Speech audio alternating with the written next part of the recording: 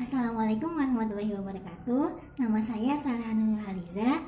Kali ini saya akan membahas mengenai apa sih hakikat dari pembelajaran matematika itu. Baik, untuk mengetahui hakikat dari pembelajaran matematika, kita perlu mengetahui apa sih itu hakikat matematika ditinjau dari aspek ontologi, epistemologi, dan aksiologi.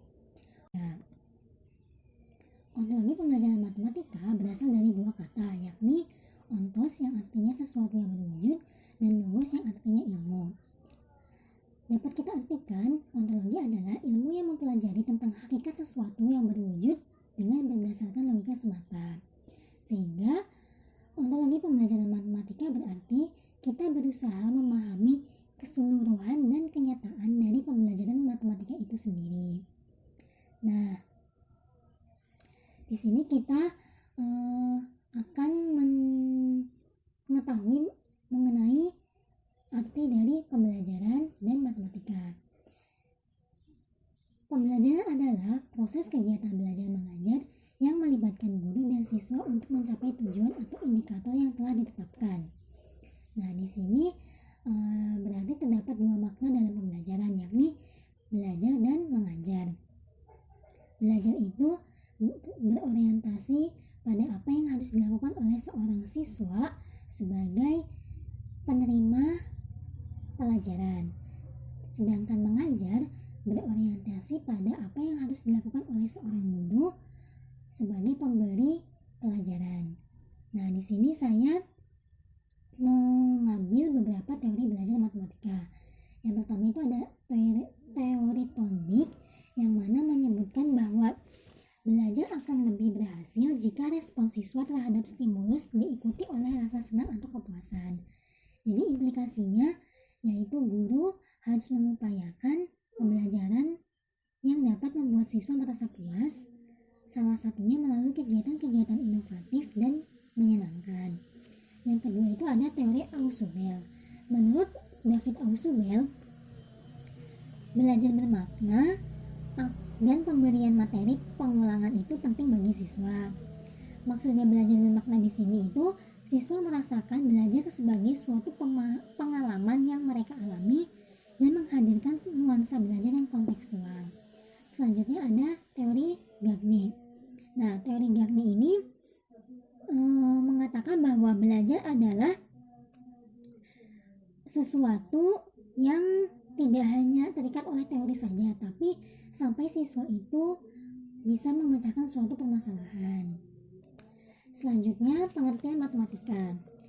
Ada beberapa pengertian matematika menurut beberapa ahli. Yang pertama itu, matematika adalah pola berpikir, pola mengorganisasikan pembuktian yang logis. Ini menurut Jensen dan Rising. Lalu, matematika adalah ilmu tentang logika mengenai bentuk, susunan, besaran, dan konsep-konsep yang berhubungan satu dengan yang lainnya. Ini menurut James and James. Yang ketiga itu ada matematika adalah telaahan tentang pola dan hubungan suatu jalan atau pola berpikir, suatu seni, suatu bahasa, dan suatu alat menurut Rice dan BKK dan kawan-kawannya maksudnya. Yang selanjutnya adalah matematika bukanlah pengetahuan yang menyendiri yang dapat sempurna karena dirinya sendiri, tetapi adanya matematika itu terutama untuk membantu manusia dalam memahami dan menguasai permasalahan sosial. Nah, sehingga dapat kita simpulkan bahwa matematika itu merupakan ilmu yang didapat dari proses berpikir dan didasarkan pada logika untuk menyelesaikan masalah dalam kehidupan sehari-hari.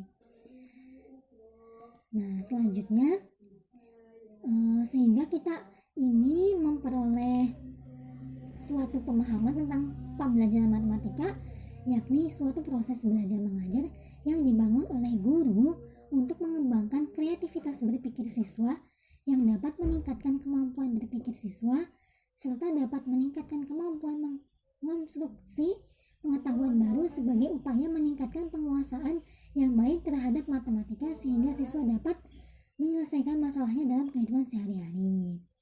Nah, seperti itu. Lalu selanjutnya itu mengenai epistemologi pembelajaran matematika. Nah, epistemologi ini berasal dari kata epistem yang artinya pengetahuan dan logos logos yang artinya ilmu.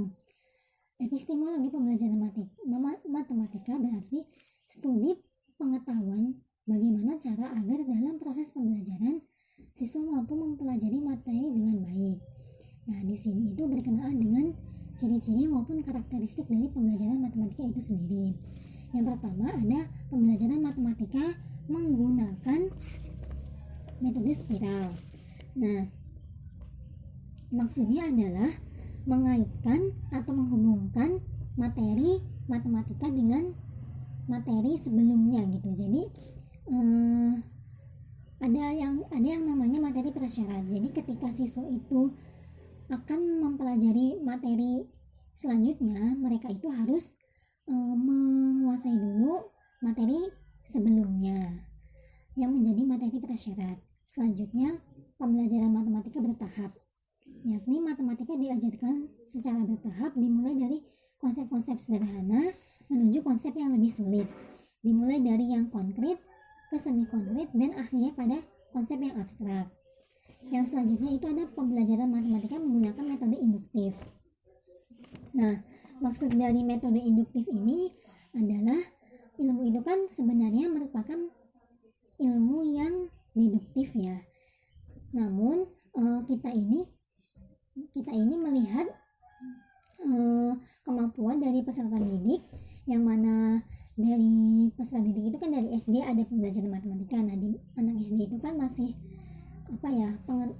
kemampuannya itu kan, jikalau dengan metode deduktif mereka itu akan kebingungan gitu, akan sulit. Jadi harus diajarkan dari metode induktifnya dulu, yang mana metode induktif ini diajarkan dari yang khusus dulu, seperti contoh-contoh, pemberian contoh-contoh, sehingga nanti mereka dapat menyimpulkan dari contoh-contoh tersebut menjadi suatu bentuk kesimpulan atau pengetahuan. Selanjutnya pembelajaran matematika bermakna. Nah, maksudnya di sini adalah pembelajaran matematikanya itu harus memberi pengalaman kepada siswa.